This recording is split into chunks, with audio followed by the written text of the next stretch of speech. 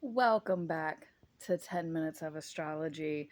Today, I decided to film outside because it's a nice day to be irritated.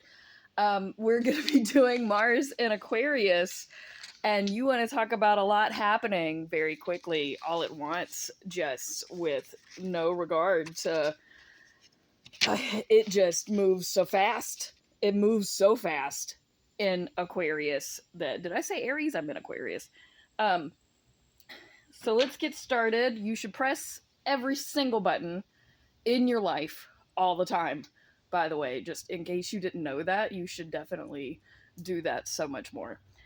Mars in Aquarius first squares Chiron in Taurus at 0 degrees. Now, I want to emphasize that this is false flag health related territory. So I see the government trying their one more again for another lockdown of sorts.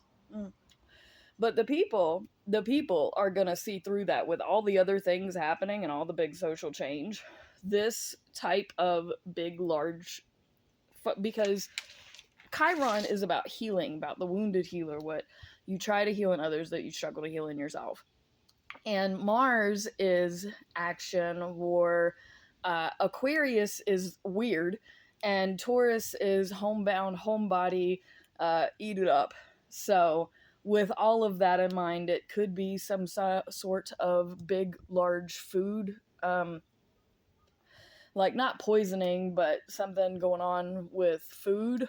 And they're trying to do like a giant recall. It's going to be something very health related that will be affected negatively, but I really think that this is a false flag attempt just to continue to distract. This is like a last Hail Mary attempt at the old system to keep control.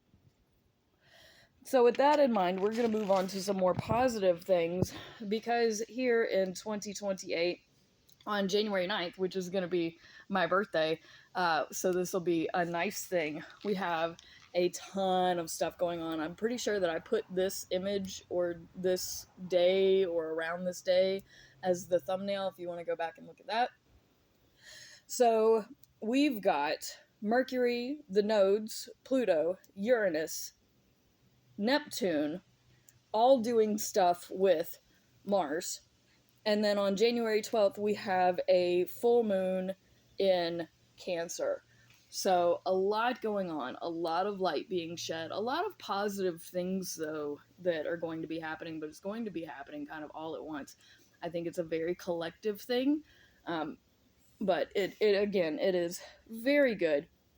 And then right before Chiron re-enters Aries, it takes a nope and goes direct at 0 degrees. It goes and does an about face.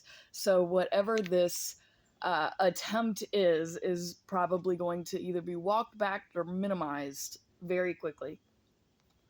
So we have that to look forward to. And at this time, Virgos and Scorpios are going to get real quiet because if you listen to some of my last videos, a lot of hand of God stuff has been coming down on them, specifically Virgos. And so they're a lot quieter. They're definitely, the notes that I have here are they got quiet and they're watching. So they're watching and they're waiting and they're kind of biding their time. Now, while they're taking their time and they're examining and they're doing, just sitting back and being like, yeah, I'm going to wait to see what shoe drops, what falls on them.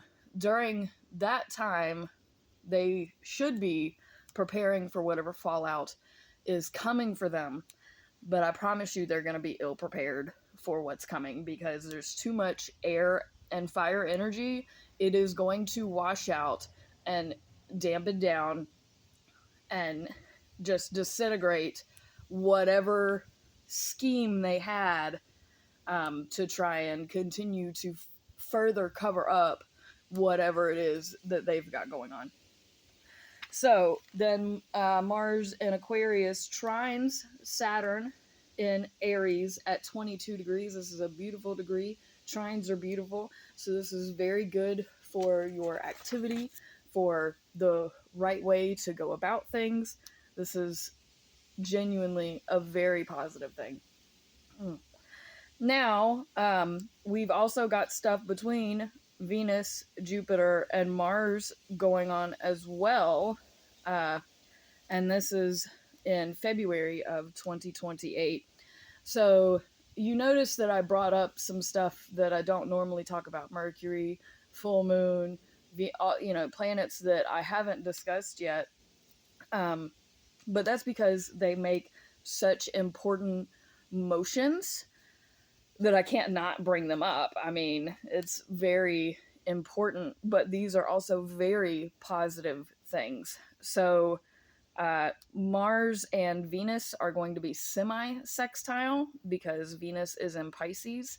So, Mars has a lot to learn from their relationships.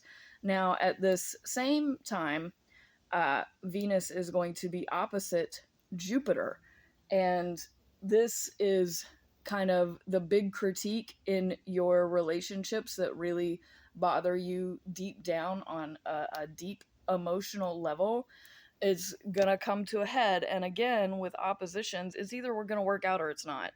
Um, we have Mars in Aquarius in conjunct this Jupiter placement in Virgo, and that is basically going and saying, no, Jupiter, you are in the wrong, you're making a big deal about this, but the your actions can seem off and not right, and people don't fully understand it, but that's okay. People don't always have to understand you. If you know your path and you know what you need to be doing in your life and what you need to do it, then it's okay to do what you feel compelled to do at this time for your own well-being and for, the collective.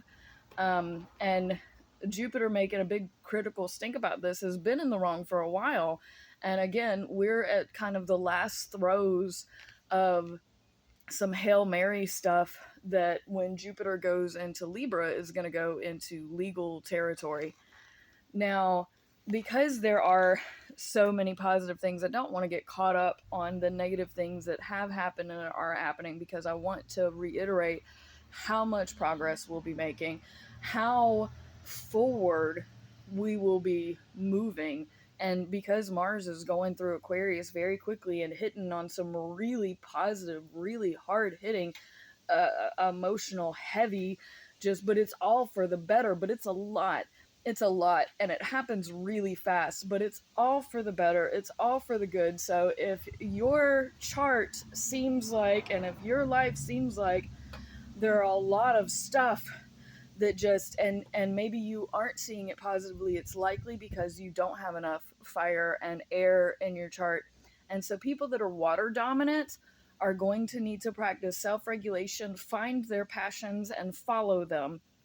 Earth people are going to have to stop being so down deep, gung ho, just buried. Just they need to lighten up, really, and they need to accept the fire as the fuel and the air as, a motivating thing, rather than letting it consume them and being overwhelmed. You got to take a step back, take your breath, do your ohms, whatever you need to do to calm yourself down. um, but the fire and air people, this is really when it is their time to shine. I'm filming this in 2025, so before all of this happened, there was a period of time where it was very earth dominant that we just got through. And so now it's fire and air people time, and y'all are on lock. Y'all, I'm telling you what, I'm so excited that there's going to be so much positive change. And I am going to hop off now. You're always welcome to reach out to me for a reading, or really for whatever you need. I love y'all so much. Peace out, fam.